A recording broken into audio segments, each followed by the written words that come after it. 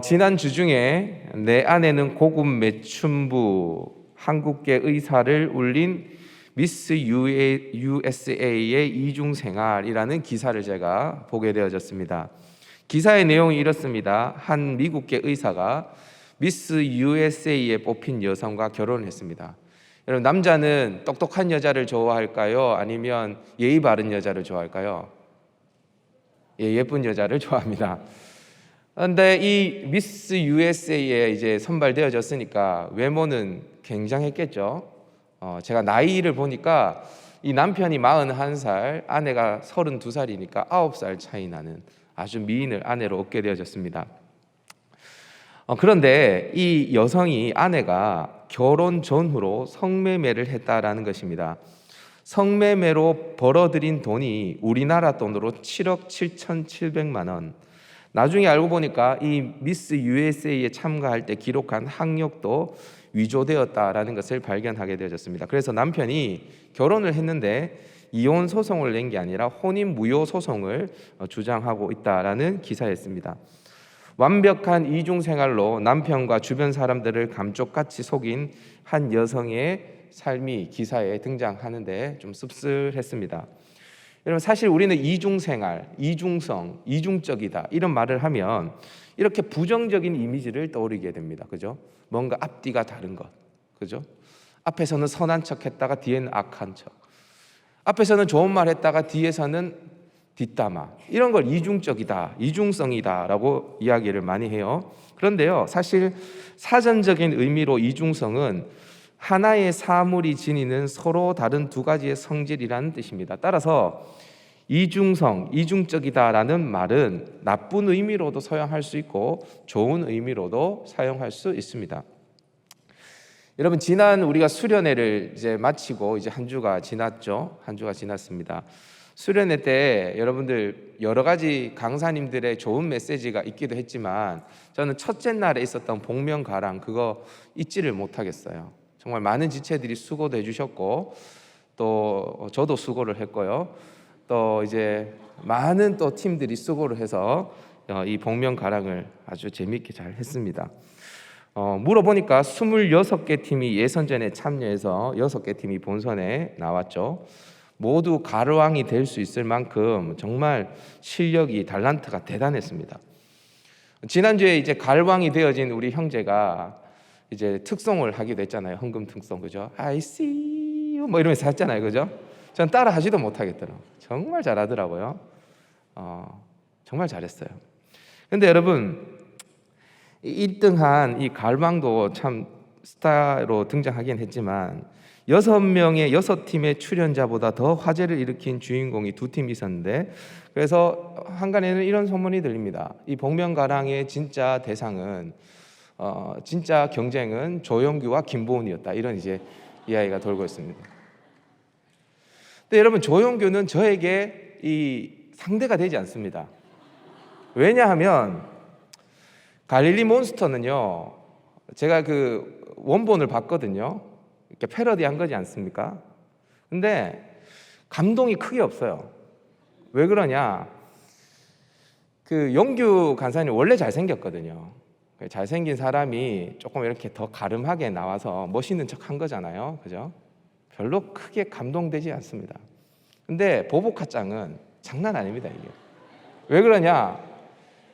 여러분 한번 생각해 보세요. 40 먹은 40대에 말씀을 증가하는, 매주 넥타이를 메고 나오는 목사가 이렇게 마이 꼰도마, 이 얼마나, 여러분 이게 여기에 이중성이 있는 거거든요. 이중성, 그죠? 큰 감동을 불러 일으키는 겁니다. 제가 이 굉장히 이게 하기 전에도 마음이 힘들었고 하고 난 다음에도 굉장히 힘들거든요. 요즘에 저를 목사님이라고 부르는 사람이 잘 없습니다. 우리 갈릴리 지체들 다 거의 다 보복가짱 이렇게 부릅니다. 오래 갈 것 같아요, 굉장히. 그리고 잠자리에 누우면 계속 그 마이고 너 마이 계속 귀에서 맴돕니다. 지금도. 근데 여러분, 이런 이중적인 모습들이 이 사람들에게 감동을 또 주는 거거든요, 그죠? 화장 지우면서 굉장히 힘들었습니다. 저희 아들, 딸이 제가 힘들어하는 모습이 보였는지 괜찮아, 힘내 하면서 이제 음성이 왔는데, 음성 메시지가 왔는데 전혀 위로도 안 되고 그랬지만, 아무튼 여러분들에게 감동을 줬다는 것 자체가 저는 이제 보람이 있었습니다. 보복화장이 이렇게 화제를 일으킨 것 역시, 양양양양 하면서 화제를 일으킨 것 역시 저의 이중성 때문이죠. 그래서 이 이중성은 꼭 나쁜 게 아닙니다. 성경에도 보면요, 이런 이중적인 메시지가 굉장히 많거든요. 예를 들어서 한 알의 밀알이 땅에 떨어져서 죽으면 많은 열매를 맺는다. 여러분, 이거는 이 메시지 하나에는 이중적인 게 다 들어있죠. 죽는데 많은 열매가 맺힌다는 거. 열매는 생명이거든요. 그죠? 한 알의 밀알의 입장에서는 죽음이에요. 그런데 그 밀알이 죽으면 많은 열매를 맺게 되어지는 것입니다. 이뿐만이 아니죠. 여러 가지 이중성을 발견할 수 있습니다. 성경에는요. 지난주에도 예수님의 메시지를 통해서 이런 이중성을 발견할 수 있는데, 예수님께서는 서로 높은 자리를 탐하는 제자들에게 너희가 크고자 하면 섬기는 자가 되고 으뜸이 되고자 한다면 종이 되라라고 말씀하셨죠. 이 메시지도 사실 이중적인 겁니다. 그렇지 않습니까? 아니, 어떻게 크고자 하는데 섬기는 자가 되죠? 으뜸이 되고자 하는데 어떻게 종이 되죠? 있을 수 없는 일이죠. 그런데 성경에는, 기독교에는 이런 이중적인 진리가 굉장히 많이 들어 있습니다. 죽어야 살고, 낮아져야 높아지고, 섬겨야 으뜸이 되어지는 이런 일들이 굉장히 많습니다. 오늘 본문에도 이런 이중적인 하나님의 나라의 모습이 긍정적으로 또 반대로 부정적으로 이 이중적인 모습들이 드러나기도 하는데, 오늘 우리가 살펴볼 이 두 가지 방향의 이중적인 모습을 통해서 여러분들의 신앙을 한번 점검해 보시기를 주님의 이름으로 부탁드립니다. 자, 그러면 오늘 본문에서 나타나는 이중성 뭐가 있을까? 저를 따라해 봅시다. 예수님의 이중성. 예수님의 이중성. 오늘 본문에 예수님의 이중성이 드러나기도 합니다. 지난주에 예수님은요, 제자들과 함께 예루살렘으로 올라가셨어요. 올라가시는 길에 제자들에게 뭐라고 얘기하냐면, 내가 죽을 거야 라고 말씀하셨습니다. 서로 자리를 탐하는 제자들에게 예수님께서는 하나님 나라의 원리를 다시 가르쳐 주셨어요. 그리고 예루살렘에 가까이 이르게 되어집니다. 이렇게 예수님께서 제자들에게 자신의 죽음을 말씀하시고 제자도에 대해서 말씀하시고 난 다음에 예루살렘 근처에 당도했을 때에 예수님께서 제자들에게 아주 이상한 명령을 내리십니다. 우리 다 같이 2절 3절 말씀을 한번 읽어볼까요? 시작. 너희는 맞은편 마을로 가라. 그리로 들어가면 곧 아직 아무도 타보지 않은 나귀 새끼가 매어 있는 것을 보리니 풀어 끌고 오라. 만일 누가 너희에게 왜 이렇게 하느냐 묻거든 주가 쓰시겠다 하라. 그리하면 즉시 이리로 보내리라 하시니. 예수님은 제자 둘을 예루살렘 가까운 마을로 보내십니다. 그러면서 아무도 타보지 않은 나귀 새끼를 너희가 가지고 와라 라고 명령을 내리세요. 그런데 문제는 이 나귀 새끼를 가지고 오라고 하는 방식이 굉장히 독특하다라는 것입니다. 그냥 나귀 주인에게 아무 말 하지 않고 나귀를 가만히 풀어 오라는 거예요. 그리고 혹시 물어보면 이렇게 대답해라 라고 말하는 거예요. 여러분, 나귀 주인의 입장에서는 이 제자들이 자기 나귀를 가만히 조용히 풀고 가려고 하면 이거 뭐예요? 도둑이에요, 도둑. 그렇지 않습니까? 여러분, 만약에 여러분 이 당시에 나귀는요 아주 중요한 재산이었거든요. 혹시 누가 여러분들 집에 딱 들어와 가지고 여러분들이 집에 차 키를 딱 가져가서 차를 아무 말 하지 않고 그냥 시동 걸어서 가지고 가려고 그러면 어떻겠어요? 도둑이잖아요. 근데 예수님께서 지금 제자들에게 그렇게 시키고 있어요. 이상하죠? 상식적이지 않습니다. 예수님께서 도둑질을 시키는 걸까요? 자, 그러면서 예수님께서 이제 이렇게 이야기를 합니다. 혹시 그렇게 할 때에 이 나귀 주인이나 주변에 있는 사람들이 아니 도대체 왜 이렇게 가만히 내 나귀를 풀어갑니까? 라고 물어보면 이 한마디 하라는 것입니다. 주가 쓰시겠다 하라. 주가 쓰시겠다 하라. 예수님께서는 왜 이렇게 제자들에게 말도 안 되는 명령을 내리실까요? 처음부터 나귀 주인에게 가서 우리 예수님은 이런 분이신데 예수님께서 이 나귀가 필요하다고 하십니다. 그러니까 이 나귀를 좀 빌려주세요. 우리가 도로 갖다 드리겠습니다. 이렇게 정중하게 말하지 않고 그냥 가만히 풀어서 가지고 와라. 혹시 물어보면 주가 쓰시겠다 하라. 여러분, 너무 예수님께서 일방적인 것 같지 않아요? 뭔가 소통을 하지 않는 것 같지 않습니까? 예수님께서 왜 이렇게 제자들에게 말씀하셨을까? 그것은 바로 자신이 만유의 주, 그러니까 모든 것을 자기 마음대로 할 수 있는 주인이라는 것을 선언하는 행동인 것입니다. 쉽게 말해서 내가 하나님이다 이 말이에요. 다 내 건데 뭐 주가 쓰시겠다라. 여러분, 이 당시에 주라는 말은요 함부로 쓸 수 있는 말이 아니에요. 로마의 황제가 자기를 가리켜서 하는 말이 주였어요. 이 단어를 예수님께서 쓰시면서 주가 쓰시겠다 하라. 예수님께서 말씀하시는 거예요. 여러분, 예수님이 예루살렘에 입성하셔서 처음 들어간 곳이 어디입니까? 성경 한번 보세요. 성경. 예수님께서 어디 들어가셨어요? 10절 한번 보세요. 10절. 11절. 11장 11절. 예수께서 예루살렘에 이르러 어디에 들어가셨다고요? 성전에 들어가셨대요. 성전에. 예수님께서 들어가신 것은요, 예수님은 예루살렘에 입성하셔서 권력의 중심부라고 할 수 있는 헤롯궁이나 로마의 총독이 살았던 빌라도의 관저로 가지 않으셨어요. 원래는요 오야봉이 되어져 가지고 거기를 접수하려고 하면 거기 있는 오야봉 집에 찾아가야 되는 거 아닙니까? 맞죠? 그런데 지금 예수님께서는 헤롯궁에 가시지도 않고, 그리고 예수님께서는 빌라도의 집에 가지도 않으세요. 관저에 가지도 않으세요. 예수님은 제일 먼저 성전으로 들어가셨습니다. 그리고 그 성전을 그냥 둘러보셨대요. 이따가 우리가 한번 살펴보겠지만 그냥 쓱 둘러보고 가셨어요. 그리고 그 이튿날 예수님이 다시 성전에 들어오시죠. 그러면서 예수님께서 이렇게 말씀하십니다. 내 집은 만민이 기도하는 집이라. 누구의 집은 만민이 기도하는 집이라고요? 내 집은. 그러니까 예수님께서 성전을 향해서 내 집은 만민이 기도하는 집이라고 하니까 이 성전은 누구 집이라는 거예요? 예수님 집이라는 거죠. 성전이 어떤 곳입니까? 하나님의 임재의 처소죠. 근데 이 하나님께서 계시는 성전이 내 집이면 예수님은 어떤 분이시죠? 하나님이시죠. 성전은요 하나님의 통치의 자소이거든요.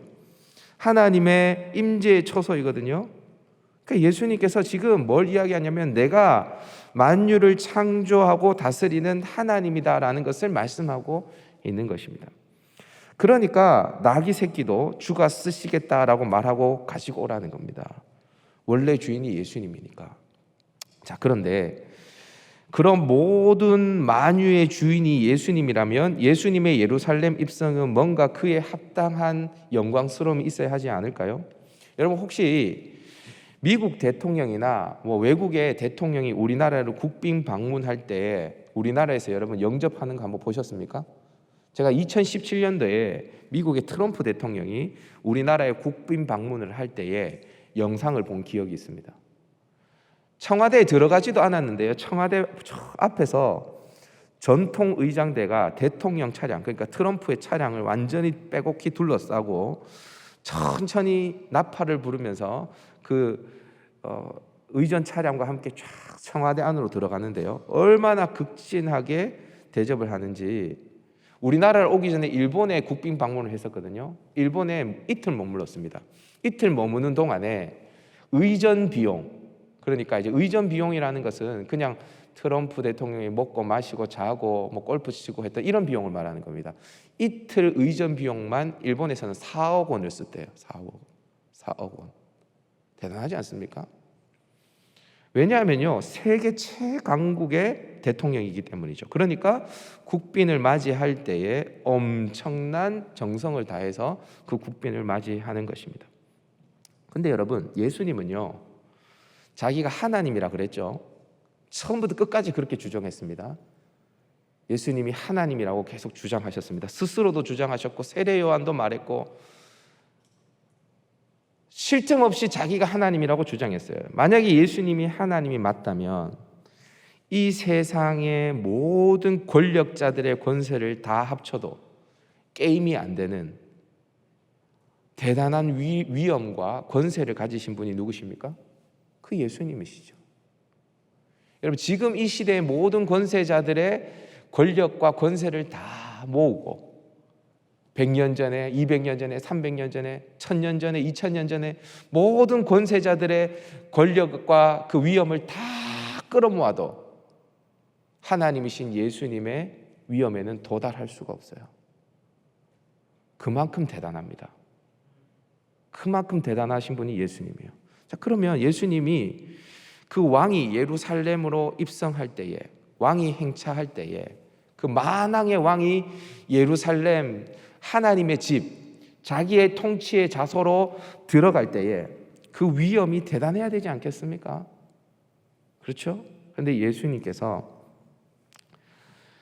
예루살렘에 입성하실 때 뭘 타고 들어가십니까?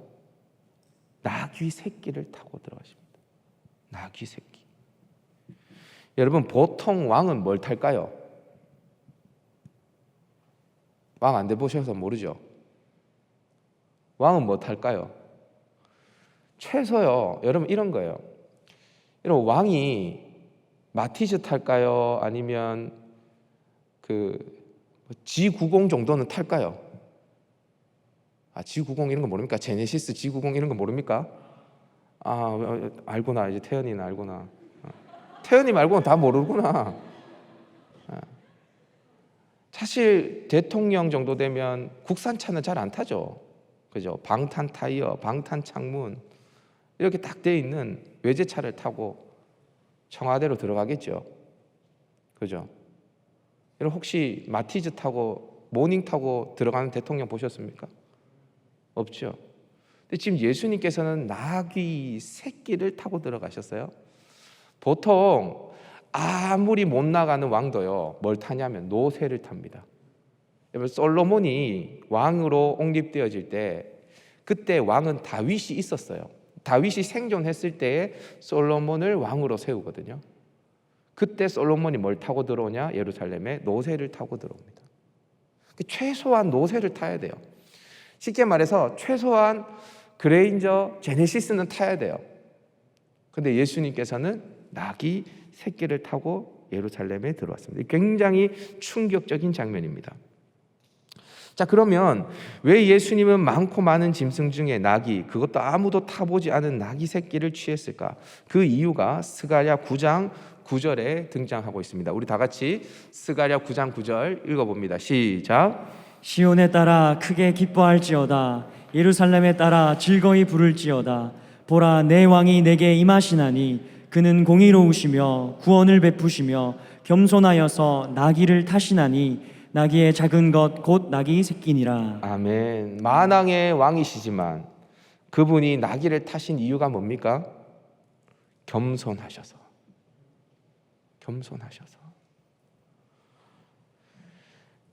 겸손하셔서 나귀 새끼를 탄다라고 스가랴가 예언하고 있어요. 여러분, 예수님은요, 구약의 선지자가 예언한 대로 나귀 새끼를 타고 예루살렘 성에 입성하십니다. 여러분, 물론 스가랴 선지자가 이야기했던 것처럼 나귀 새끼를 탄 것 그 자체가 예수님의 겸손을 나타내십니다. 맞죠? 나귀 새끼를 탄 것 그 자체가 예수님은 만유의 주가 되시고 만왕의 왕이 되시지만 그분은 얼마나 겸손한지, 세상 나라의 제국의 왕들과는 얼마나 다른지를 보여주는 장면이에요. 그런데 그것만이 전부가 아닙니다.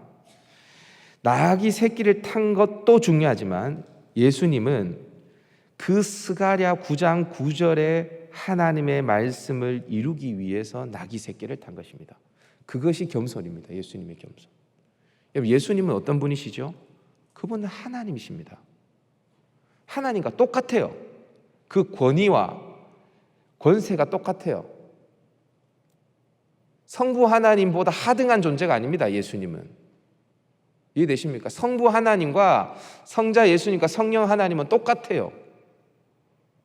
다 하나님이세요.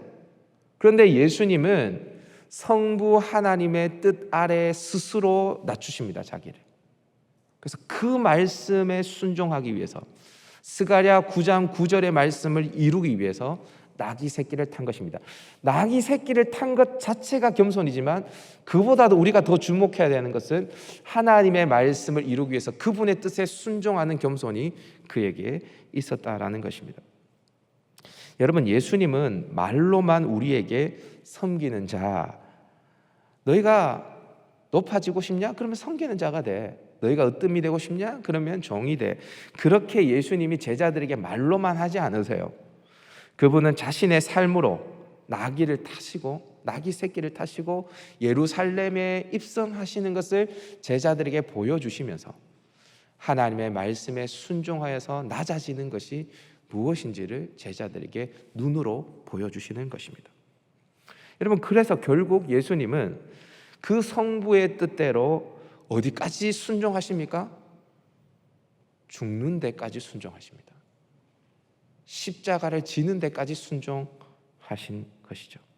여러분, 이 예수님의 이중성, 이 하나님 나라의 놀라운 이중성이 저와 여러분들에게도 있기를 주님의 이름으로 축복합니다. 아멘. 둘째로 오늘 본문에 나오는 이중성이 또 있습니다. 이건 부정적인 측면입니다. 저를 따라해 봅시다. 유대인의 이중성. 유대인의 이중성.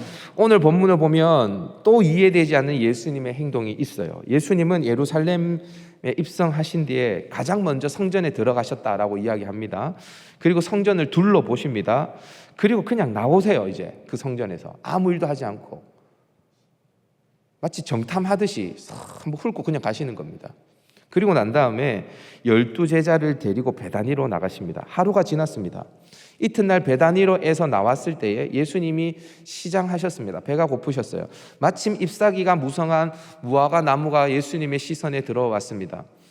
가서 봤더니 잎만 무성하고 열매는 없는 겁니다. 이에 예수님께서 무화과 나무를 저주하십니다. 뭐라고 저주하시는지 우리 14절 말씀 읽어보십시다. 시작. 예수께서 나무에게 말씀하여 이르시되 이제부터 영원토록 사람이 내게서 열매를 따먹지 못하리라 하시니 제자들이 이를 듣더라. 여러분, 예수님은 어떤 분이시냐면 온유하신 분이세요. 그죠? 막 누구를 막 저주하고 막 누구를 이유 없이 막 미워하고 이런 분이 아니십니다. 그런데 예수님께서, 이 온유하신 예수님께서도 여러분 이런 사람들 있죠. 배가 고프면 굉장히 예민해지는 사람 있죠. 그런 사람 없습니까? 옛날에 저희 아내가 좀 그랬는데 배가 고프니까 굉장히 예민해지더라고요. 그래서 예수님도 배가 고프셔서 굉장히 예민해지셨나? 그래서 막 짜증나가지고 무화과 나무를 향해서 막 저주를 퍼부으셨냐? 왜 예수님께서 이렇게 독소를 내뱉은 건지 좀 이상하지 않습니까? 그런데 이런 예수님의 행동은 무언가를 상징하기 위한 것입니다. 성경에서는 종종 이렇게 극단적인 모습을 연출함으로 하나님께서 그 백성들에게 무언가를 말씀하실 때가 있죠. 예를 들어서 에스겔에게는 인분으로 떡을 구워 먹게 하십니다. 할 짓이 아니거든요. 사람 똥으로 떡을 구워 먹게. 그 떡이 맛있겠습니까? 예? 그 떡이 무슨 냄새가 나겠습니까? 예? 똥 냄새가 나겠죠. 그런데 그 떡을 먹게 하십니다. 왜 예수님께서 이런 이상한 행동을, 왜 하나님께서 이상한 행동을 에스겔에게 하라고 명령하시냐? 이스라엘이 장차 이방 민족의 압제를 받으면서 부정한 떡을 먹을 것을 에스겔을 통해서 보여주시는 것입니다. 종종 성경에는 이렇게 이상한 행동을 하나님께서 시키실 때가 있어요. 오늘 무화과의 저주도 이와 비슷합니다. 오늘 본문 마가복음 11장 12절부터 14절까지는 무화과 나무를 저주하시는 예수님의 모습이 그려집니다. 그런데 오늘 본문 후문맥인, 여러분 성경 있으면 한번 보세요. 11장 20절과 21절을 보면 그 저주대로 무화과 나무가 뿌리채 말라버리는 장면이 있습니다. 그러니까 11장 12절부터 14절까지는 무화과의 저주가 나오고요. 그리고 20절부터 21절까지는 그 저주대로 무화과의 종말, 무화과가 뿌리째 말라버리는 장면이 등장합니다. 무화과 나무의 이야기, 무화과 나무의 이야기. 그 사이에 무슨 이야기가 있습니까? 성전 청결 사건이 있습니다. 그러니까 무화과 나무와 무화과 나무의 이야기 사이에 있는 이야기가 이 무화과 나무를 설명해 주는 이야기인 것입니다. 자, 그러면 예수님께서 이 무화과 나무의 저주, 무화과가 말라버리는 사건을 통해서 하고 싶은 이야기는 뭘까?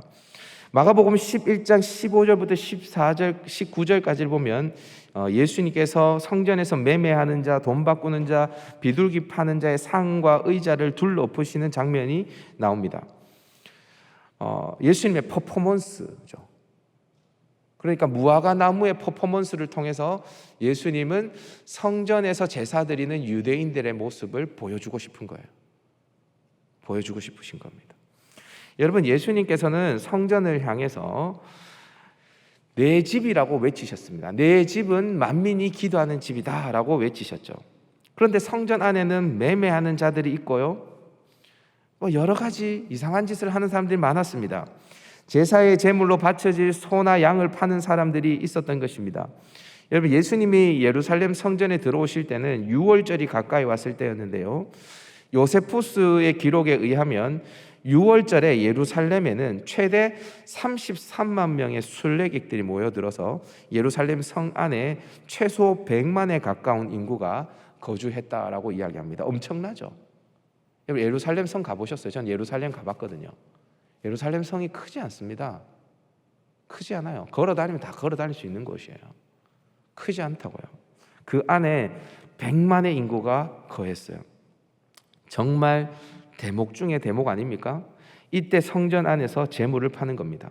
흠이 없는 제물을 드려야 제사를 드릴 수 있기 때문에 비싸도 여기서 제물을 사야만 했습니다. 여기서 사지 않고 자기가 흠이 없는 짐승을 잘 가지고 오더라도 제사장이 받아주지를 않습니다. 그 성전의 이방인의 뜰에서 파는 제물을 사야만 제사장이 제사를 허용해 주게 되어집니다. 그러니까 어쩔 수 없이 웃돈을 주고도 그 짐승을 사서 제물로 드려야만 했습니다. 심지어는요, 비둘기 파는 자들까지도 웃돈을 주고 비둘기를 사야만 했습니다. 여러분, 원래 비둘기는 제사의 제물로 하나님께서 주로 주제물로 사용하시지 않습니다.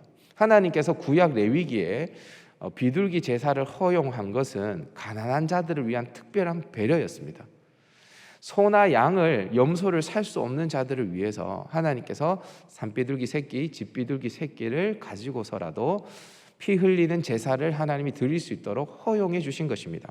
그러니까 여러분, 비둘기로 제사를 드리는 사람은 부유한 사람일까요? 가난한 사람일까요? 가난한 사람이죠.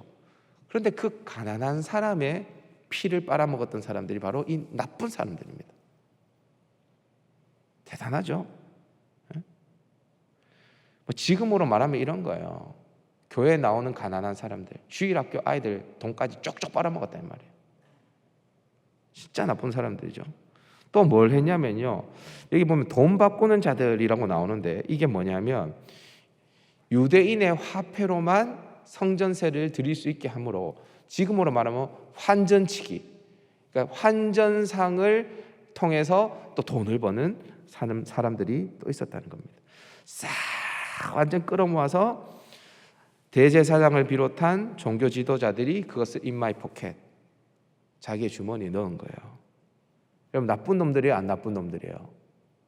제가 몇 주 전에 설명했죠. 이것 때문에 이 대제사장은 로마에 로비를 해가지고 1년 동안 대제사장을 할 수 있는 권한을 뇌물 주고 사는 거예요. 그러니까 당연히 이 뇌물 이상의 돈을 이 성전의 장사를 통해서 빼먹어야 되는 거죠. 진짜 나쁜 놈들 아닙니까? 그런데요, 한번 생각해 봐요. 그 놈들도 나쁜 놈들인데 그걸 유대인들이 다 알고 재물을 샀을까요? 아니면 모르고 샀을까요? 내가 이렇게 비싸게 양을 주고 내가 이렇게 비싸게 비둘기를 사면 이 돈이 다 어디로 가는지 유대인들은 알았을까요? 몰랐을까요? 다 알았죠. 다 알았습니다. 그런데 여러분, 한번 여기서 생각해 보십시다. 종교 지도자들은 나쁜 놈들인데 그럼 그런 나쁜 놈들이 파는 재물을 사가지고 절기를 지키고 제사를 드리는 유대인들, 그 평민들은 왜 그 재물을 가지고 꼬박꼬박 제사를 드렸을까요? 안 드리면 될 텐데. 아마 그들은요, 그렇게 대제사장이 돈을 갈취하면서 드리는 그 제사, 그 절기에도 하나님이 있다고 생각하지 않았을까요? 한번 생각해 보세요. 왜 그렇게 했을까요? 저는 그렇게 생각들어요. 그래야 마음이 좀 편했을 거예요, 이 유대인들이. 자기가 사는 이 재물이 다 대제사장의 주머니로 들어간다는 걸 알고 있지만 그래도 그렇게라도 해야 나는 하나님에게 최소한의 도리를 한 것 같은 안정감을 누리게 되어지거든요. 그 형식이라도 그래도 갖춰야, 만민이 기도하는 집이 아니라 강도의 소굴이라 할지라도 거기에서 형식적인 제사를 드려야, 그렇게 형식적으로 절기라도 드려야 좀 뭔가 될 것 같았거든요. 그 유대인들의 모습이 어떤 모습인지 아세요? 잎사귀만 무성하고 열매가 하나도 없는 그런 신앙인의 모습이었던 거예요. 예수님은 내 집은 만민이 기도하는 집이라, 그런데 너희가 강도의 소굴을 만들었다라고 말씀하셨는데요. 여러분, 이 말씀을 하실 때 예수님께서 구약의 어떤 말씀을 인용하셨는지 아십니까? 바로 예레미야 말씀입니다. 우리 조금 길지만 예레미야 7장 9절에서 11절 말씀 한번 읽어보십시다. 예레미야 7장 9절에서 11절입니다. 시작. 너희가 도둑질하며 살인하며 간음하며 거짓 맹세하며 바알에게 분향하며 너희가 알지 못하는 다른 신들을 따르면서 내 이름으로 일컬음을 받는 이 집에 들어와서 내 앞에 서서 말하기를 우리가 구원을 얻었나이다 하느냐. 이는 이 모든 가증한 일을 행하려 함이로다. 내 이름으로 일컬음을 받는 이 집이 너희 눈에는 도둑의 소굴로 보이느냐. 유다 말기에, 그러니까 예레미야가 활동할 시기에 유대인들은요, 삶에서 온갖 죄악을 저지르면서 살았습니다. 심지어 우상을 숭배하면서 바알에게 분향하기도 했습니다. 그런데 이들은 성전에 들어왔습니다. 날마다 성전에 들어와서 뭐라고 이야기하냐면 우리가 구원을 얻었나이다 라고 말했습니다. 삶에서 온갖 죄악을 다 짓고 바알을 섬겼던 이들이 성전에는 매일 들어와서 우리가 구원을 얻었나이다 라고 말하고 있어요. 이런 이중적인 유대인들에게 예레미야 선지자가 뭐라고 이야기하냐면 너희 눈에는 이 성전이 도둑의 소굴로 보이느냐라고 그들을 책망하는 거예요.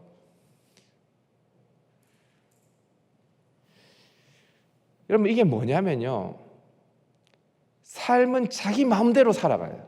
교회 바깥에서는 자기 마음대로 살아간단 말이에요.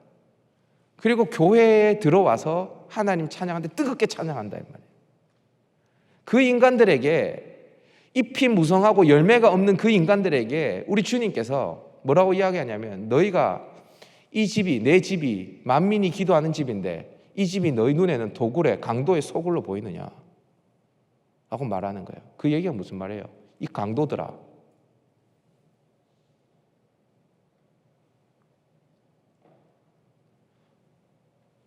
여러분, 이게 보이십니까? 예수님께서 말씀하시는 게 유대인들의 이중성이 보이세요? 세상에서 엉망진창으로 살면 교회에 와서도 엉망진창인 것처럼 하나님 앞에 회개를 하든지, 교회에서 경건한 척하면 세상에서도 경건하게 살든지 둘 중에 하나를 해야지. 그렇지 않습니까? 세상에서는 퍼치러가지고 놀고 세상에서는 절제되지 않는 삶을 살다가 교회 와서는 성도인 척 있는 거, 하나님이 싫단 말이에요. 그런 거. 그런 무화과에게 하나님이 저주하신 것입니다. 여러분, 이 사람들이 어떤 사람들인지 아세요? 이 사람들이, 이런 열매 없는 잎만 무성했던 그 유대인들이 어떤 사람들인지 아세요?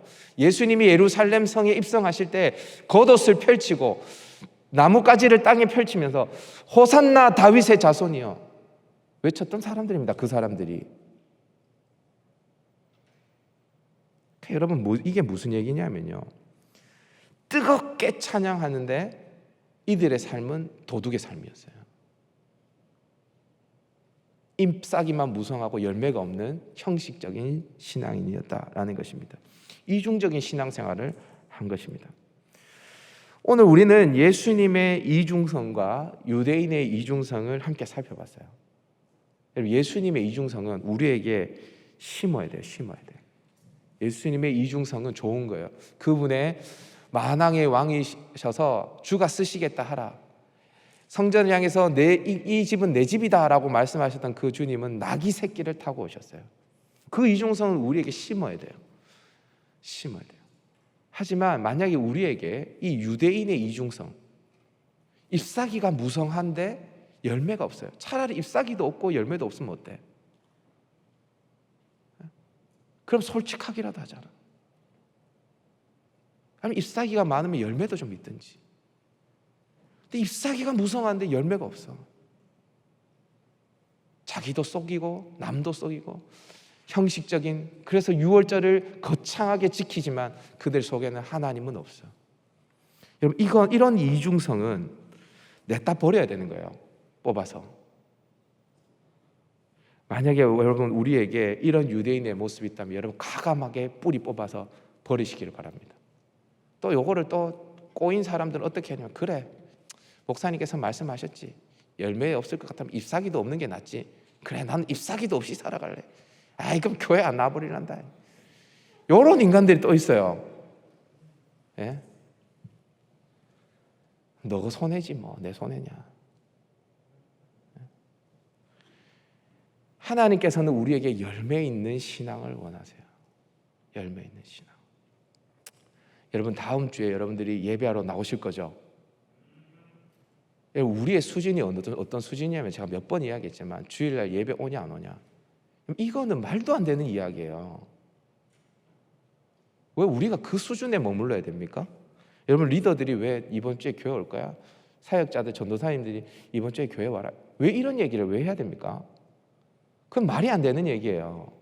우리는 어느 수준으로 가야 되냐면, 여러분, 오늘 하나님의 말씀을 듣고 여러분 오늘부터 토요일까지 여러분들 세상 속에서 살죠. 그게 여러분들의 직장일 수도 있고 캠퍼스일 수도 있고 여러분들 가정일 수도 있고 어느 곳에서든 여러분들이 살죠.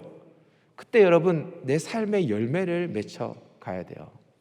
예수님의 이중성을 내 삶 속에 심고 유대인의 이중성을 뽑아버리는 내 삶의 열매를 가지고 8월 8일 주일날 나오는 거예요. 그때 우리가 함께 손을 들고 호산나 다윗의 자손이여 할 때 그 찬양을 하나님께서 받으시는 것입니다. 그 열매를 하나님이 받으시는 것입니다. 여러분, 오늘부터 어떠한 삶의 예배자로 서시기를 원하십니까? 여러분들의 나무에 잎사귀뿐만이 아니라 열매가 가득 맺혀질 수 있기를 주님의 이름으로 축복합니다.